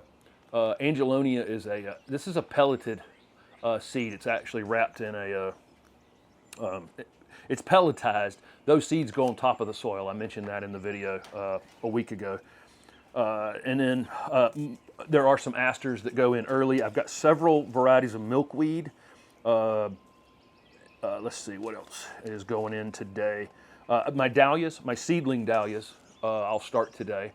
Dahlias are easy from seed. Most of these seedling dahlias are singles, whereas some of the ones I purchased are big giant doubles, and the pollinators have a really hard time with these. They can't. They're beautiful to us, but they're very difficult for the pollinators to actually get in. So I make up for that by doing my dahlia seedlings, which are, like I said, almost all the flower parts are exposed, and the bees will literally sleep on those overnight. Some gomphrena, several rudbeckias. I do a few rudbeckias, which are typically perennial, but I do some zone 8 rudbeckias, and I'm in zone 7B, and they're not completely reliable coming back like Prairie Sun that I do every year from seed, and it's a beautiful rudbeckia every summer. Again, some will come back and some won't. And then peppers. Peppers are typically 8 weeks on your peppers, and I've got hot peppers, bell peppers, several different ones that I do every year. Jalapenos.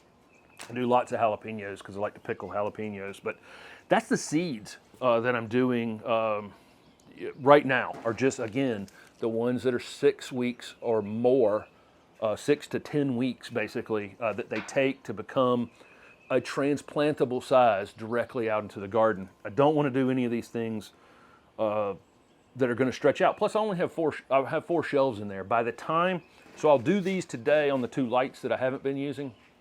And again, the number, I don't need more than 10 of one of these peppers, of an individual pepper. So I'll just do 2 rows in one of these trays. I don't need, I will do all of the hibiscus, the entire packet of seed, because I line this whole back fence back here with them.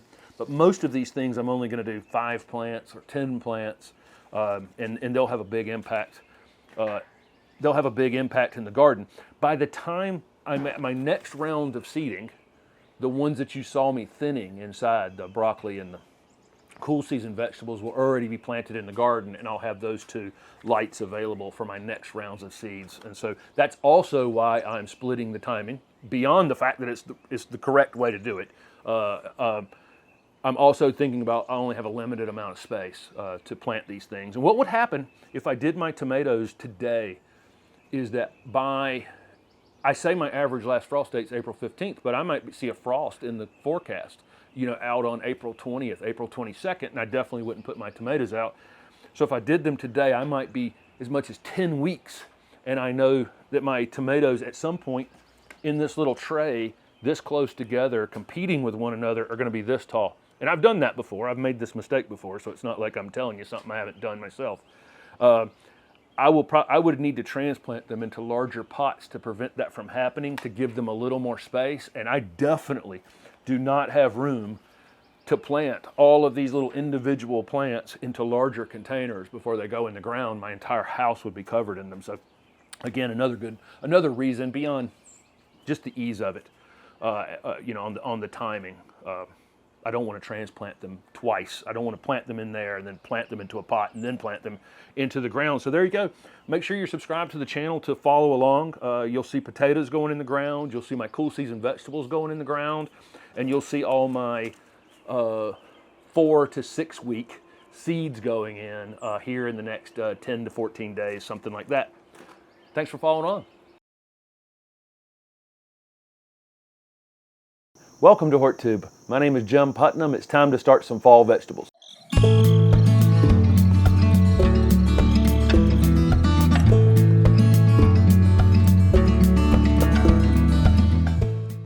So my summer vegetables are really winding down out here. I've actually already pulled some cucumbers and a few other things. Got massive amounts of vegetables out of there toward the end of the season, and then there's some decline in some things and needed to come out. I still have some peppers over there that are looking pretty good, and honestly, maybe the peppers are looking better than they have all season at this point. So they've been left in place. A lot of the tomatoes are still over there, still getting lots of tomatoes, and some okra as well. Everything else has been kind of picked over. Steph and I have been talking about it, and we want to come up with some, you won't be able to see this, but this is a plan for the fall vegetable garden that has a more geometric shape to it. This is the only space up back here that is in the full sun all day long, and so my vegetables are all kind of contained over there. There are some in containers here and there, and plugged in some places in the landscape if so some of the things volunteer back, like tomatoes and things, and they've been allowed to grow here or there, pick a few tomatoes off and then pull them out like they were weeds. But for the most part, I'm just kind of confined to that space over there because it's so sunny. It is a big rectangle, and so we're going to turn the rectangle into some sort of better looking space that fits the overall garden. And so there'll be some sort of more geometric shape to it, maybe some sort of small structure in there, something that makes it look more like it's part of the garden. Anyway, it's time for fall vegetables to get started, and I'm actually a little bit later than I'd like to be starting some of my seed. Almost all the fall vegetable seeds can be planted directly into the soil. And so the ones that I should have grabbed these before I started here. I'm going to go through real quick my direct seeding list for fall vegetables. is definitely radishes. They'll go directly into the ground. And what I've done here is I'm pulling out my, as I pull out my summer vegetables, I'm putting a little bit of compost back into the garden, which will get mixed in as the radishes get planted. My spinach will be direct seeded. Carrots are direct seeded, but I'll take a fork and actually dig the soil up a little bit deeper for the carrots and make sure that they have they need to root deeply into the soil. So I'll make sure it's broken up just a little bit under them. I won't flip the soil over. I won't till the soil. I'll just take a fork and just kind of stick it in the ground, pull back on it a bit, make sure the soil's broken up a bit underneath the carrots. I've got a couple specialty carrots. There are radishes, 3 different types of radishes going in. Super, super easy to do radishes from seed. They'll go in here in the next week directly into the soil out there. By the time, so I've got these things that I'm direct seeding, they'll go into the space that's been opened up by the cucumbers coming out and the squash and the zucchini coming out already. The things that I'm going to be seeding in the house will take the place of the tomatoes and the peppers and the okra that's still out there in a couple weeks. They're collards. I do collards every year. And then there's some pak choy. Pak choy is really an excellent, easy to grow fall vegetable. Highly recommend it. It cooks down. You can cook the foliage down in a pot and mix it in with any kind of Asian food that you're making. It's just really super easy. One of the easiest things to grow in your garden. And then some Swiss chard, and I'll do some of these directly in containers as well. I like to do the chard. I can get to grow almost year round here. I have a deer that's found all my Swiss chard this season and has done away with, unfortunately, what I had left because we were cutting it off, cooking it down, and if you cut down mature Swiss chard way down, it'll just come right back. Every time it came back for the last month and a half, that deer shown back up and eaten it down and finally killed it. So it's got to be replaced. Several different types of Swiss chard, and then other beets as well. So that's some of the fall seed that's just going directly into the ground. And I could do the rest of what I'm doing as well, except for pansies. Pansies I don't think I could direct seed, but the kale and the additional broccoli and lettuce that I'm doing, again, I could just do them from direct seeding into the soil out here. But I have chipmunks and squirrels, and they just cause all kinds of havoc out here when I direct seed things. And so I seed a lot of my things in the house. Of course, my spring seeding I'm doing in the house because it's before the frost. I'm just getting ahead. I'm getting getting things up ahead of time before my last frost date. But this time of year, when things could go directly in the ground, I'm really just doing it because, again, I've got pests in the garden that would cause me problems on loosely tilled soil. It's not tilled, but it's got the compost on top of it. Anyway, if you can go back and look at my video on my light rack. I made this video several years ago at the old house on how I built my light rack, and then it got transferred over here. And I just used fluorescent tubes to germinate my vegetables. I've also done some videos on all kinds of vegetable starting over the years, and there's an entire playlist that I'll link up here in the corner, and I'll link it down below if you want to learn more about direct seeding. This is actually a peat and perlite mix, and I'm trying to use almost no peat moss, but I still have about a half a bag. I got this 3 cubic foot bag. Then I only did maybe 6 or 8 flats, flat being this, a 50 cell tray. I only did 6 50 cell trays back in the spring, and it didn't use the whole bag, so I'm using the rest of it now. But in the future, I'm going to just use some sort of compost and maybe a little bit of bark mix, and I've shown that before too on those videos how to do that as well. I have Brussels sprouts, broccoli, and mixed lettuce. I'll show you real quick on the lettuce. So here's this 50 cell tray. I've showed these trays many times, and I'll link some of these down below. These can be used over and over and over again. It's a rigid plastic. And then it has a solid bottom tray so I don't get water on the electric components, and you see the water down in the bottom. You can just water this soil from the bottom. So I can just open this up right here, water it, and it will wick the water up. And it hasn't quite finished. It's not completely moist. That's why there's still a little water down in the bottom of it there. This, almost all of the seed that I'm using this season, well, let's say more than 50% of the seed I'm using this season is left over from last year. And so where I'd normally put 1 or 2 seeds in each cell, I'm actually going to do a few more. I'm assuming the germination rate has dropped a little bit because I haven't stored these in a refrigerator or anything. So my guess is, again, the germination rates drop, so a few more extra seeds. When the seed is this tiny, this is a wildfire lettuce mix from Johnny's Seed. So it's several different lettuces mixed together there. Seed is pretty small.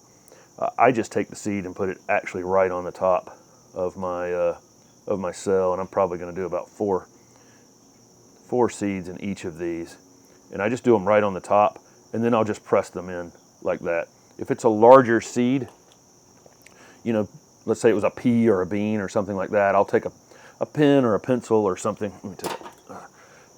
I'll take a pen or a pencil or something and actually make a hole in it and cover it to whatever depth the back of the package says on it. But with these tiny seeds, I'll just press them in to the soil. What we did to not overdo, because we always overdo, is Steph went and wrote how many cells we were going to do on each item. So this one's getting 10 cells, which on this 50 cell tray is 2 rows. And so we're trying not to, we tend to really overdo on our vegetable starts every year. So we're trying to cut that down a bit and just grow what we need. Try to keep the seed from season to season. But I'm barely covering these. Lettuce germinates readily, and really, again, like I told you earlier, it would do fine in the garden, and that's it for that. And so I'm just going to go pack by pack. I'll put similar things in the trays, and so this pile right here is all lettuce, and so the lettuce will take up this tray. The broccoli will go in a separate tray because it might take the broccoli a week or two longer. It'll go in there with the Brussels sprouts. Doing kohlrabi as well. Kohlrabi is a really easy, cool season vegetable for us to do here in the South. It probably could be grown in the summer in northern climates, but super easy plant to grow and super decorative in the garden as well. And every time somebody sees it that doesn't recognize what it is, they always are interested in it. And then the kale is going in. Pansies are kind of interesting. Just doing interesting pansies from seed that I couldn't find somewhere else. They're actually just kind of not the easiest thing in the world to do at home from seed. They have some special requirements that the growers know how to do easily, and so I'll probably buy the majority of the pansies that are going to go in the landscape, which I try not to do. Again, I really like to start things from seed here, but I am doing some interesting one. This one's called brush strokes, and these will end up in containers during the winter. Some of these were quite beautiful this past year. I don't remember if I showed them off or not, but really interesting colors on this one from Baker Creek. The last thing to do is I like to have everything well marked, and so I've already made the tags. This is wildfire lettuce and the date that it's going in, and I think this is actually, you can see this kind of up close. Hopefully it'll focus on that. Yeah, right there. So this is wildflower lettuce, and with the date on it. This is a used tag. This was a tag that has been used once already, and it's just been flipped over. I like to use these tags, these plastic tags, as many times as possible. And you can actually clean them off. You can even rub the writing off on these plastic tags, and I'll use them over and over and over again, just trying to get away from single-use plastic as much as possible. These are reused trays. The bottom tray is reused. The plastic here is being reused, and fresh new soil. But again, I've had that bag for a while. And I just wanted to get to go through it. But there it is. I'll put the tag in the corner, and it'll be the front corner on my light rack. And so I know that the front left or the front right is where each group starts, and so to the left of each of them is where the tag is. So the tag goes out And all I'll do here in the next 2 weeks is the soil color changes when it's a lighter color when it's dry, darker color when it's wet, and I can see that color change in the soil, and I'll just put some water down below below them, and it just wicks it up. You'll see these go in, including all these seeding pieces going in. I'm in Raleigh, North Carolina, Zone 7B. I'm probably a week later than I wanted to start this seed, and I'm right at the time that all of these other seeds that I showed earlier in the video that I'm direct seeding in the ground. It's time to put them all in the ground. So next week you'll see all of these things go in the ground, and then a week or so after that, these seeded things in the house will be ready as well. As soon as they will hold the root ball together, meaning that they not just germinate, but that I can pull them out of the, I can pull them out without destroying them in the process, and the soil comes with it. That's when they go in the ground. But you'll see all that. Fall vegetables in the fall vegetable garden and the late winter, early spring vegetable garden are actually my favorite. I like growing all of these leafy greens. It's great to have them around. They get stored out there in the garden for a longer time. The tomatoes come in, and there's so daggone many of them in there right now. It's hard to even, it's hard to even do anything with them. More cucumbers, and all that stuff comes so quickly. Whereas the lettuce will come up slowly. You just cut it. You cut it as you need it. Cut it as you want to. As you take it or as you want it. You can have neighbors come and pick it, whatever. But it just kind of stores itself out there for months and months, which is kind of nice. But there you go. There's my fall vegetable garden. All of the things that are going into it. Some direct seeded. Some started in the house on the light rack. Thanks for following along.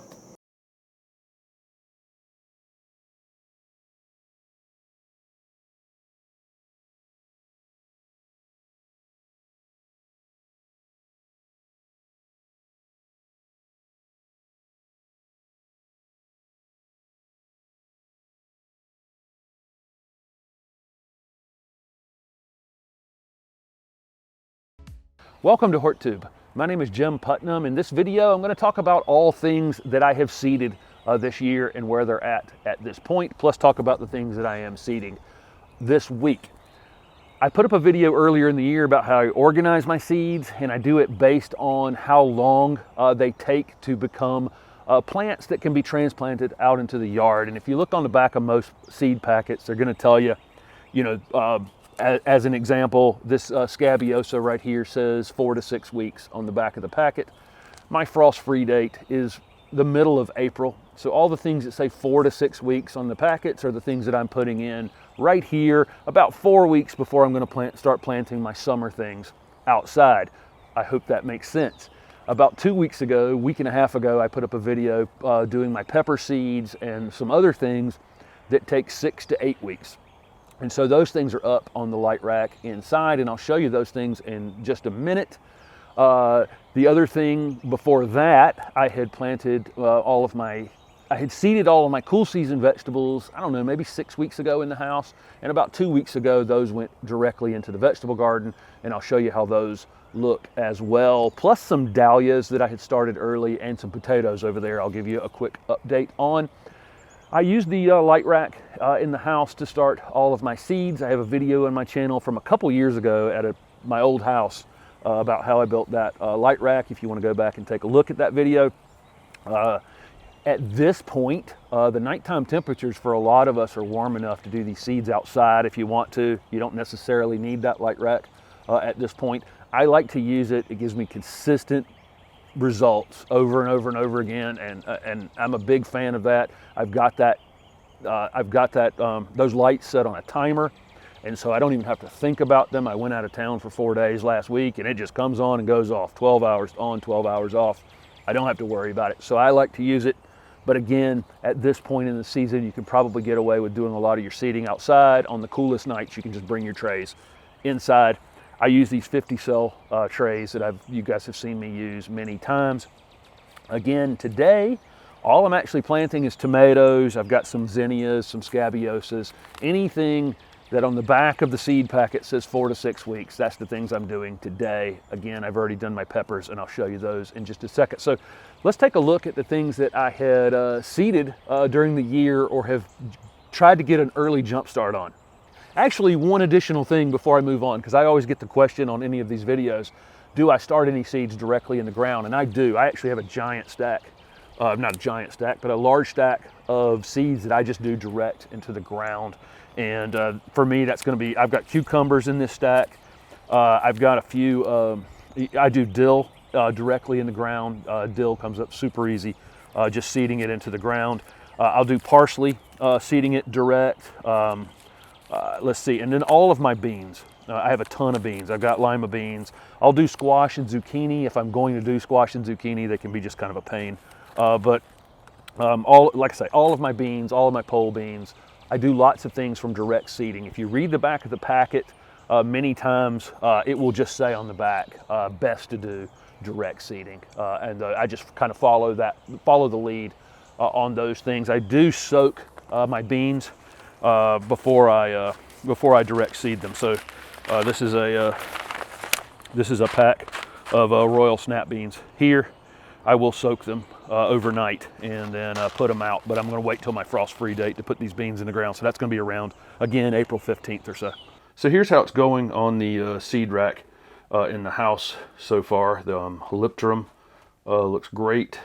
Asters, I think I missed a whole row here. Doesn't make any sense that a whole row didn't come up. Ageratum's coming up nicely. That seed is so tiny. It's kind of funny that it can even make a plant out of something that small.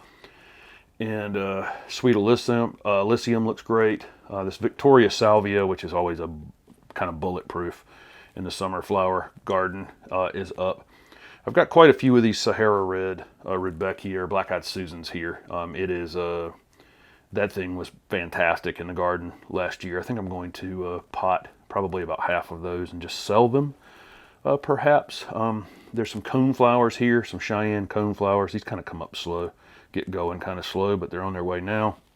There's some oregano and some Verbena bonariensis. All of my peppers have germinated. They were last week when they went in. I've got jalapenos and several different peppers in here. I'll have another round of peppers soon. Actually, there's another Rudbeckia here called Indian Summer that's always super reliable. Again, I think I'm going to sell some of those. And then I have an entire tray of marigolds here, the giant marigolds, which put on just a huge show during the summer. On the bottom shelf, I have the dahlias that I do from seed every year, and these are singles, and the bees have a really easy time getting into those. Those will bloom probably from the middle of May until we get a frost in the fall. Just bloom like crazy. Some zinnias, it looks like, and there's a few sage that have come up. Another aster that's just starting to germinate. I did some catmint, and then this is that hibiscus, that mahogany splendor hibiscus that I had so many of last year. The leaves are just starting to turn on them now. They're green when they first germinate, and then they slowly take on that purple coloration in the leaf. But that's where my seeding efforts are so far here in the last couple weeks. So now I'm outside to show you some cool season things. These are some propagation efforts from last year. This is a Camellia japonica. If you followed my channel, I think I have a new Camellia japonica variety right there. I've been very diligent protecting those this winter. Here's a bunch of viburnums that I rooted last year that are already leafing out. But if you follow my channel, I do teach propagation as well. Right here are all the cool season vegetables that were started in the house about maybe 6 weeks ago. And they're jumping pretty quick. They've only been in the ground for maybe 10 days at this point. Broccoli, various lettuces, more broccoli, and then some kohlrabi right there. If I come around here, I wanted to show you guys these dahlias. I put up a video several days ago starting dahlias and several other things early in the season, some caladiums, some elephant ears, some liatris. Here is one of the dahlia tubers right here. This has only been just a few days since I started this, and you see the roots coming on it already right there. I hope you can get a good view of that. I'll replant that one and recover it up just like that. But they've already started to come up. I did have to bring them in the house for about 2 nights. It was 32 degrees a couple nights ago, so these pots did come in the house, but they'll be outside any nights that it's above 40. I'm not going to think about them at all, but they are already starting to come up. I basically have a plant nursery in this yard right now of projects I have coming up here and at other places as well. Broccoli in a grow bag, right there. And then the last thing I wanted to show you in this video was an update. Here are the potatoes that I put in, I guess a week and a half ago now. And you can see them starting to break the surface here. When they put on a little bit more growth, I'm going to cover it back up. If you go back and watch that potato planting video, you just keep adding soil to it until the bag is pretty much almost full. But I'll wait a couple more days before I cover those up, and I'll put about 2 inches of compost in there, and then I'll just keep raising it up until the bag is full. So thank you guys for following along with my updates. And if you're going to do things from seed, it is definitely time to get on those things. And like I say, now at this point, whether you have a light rack or not, I think you can get started outside.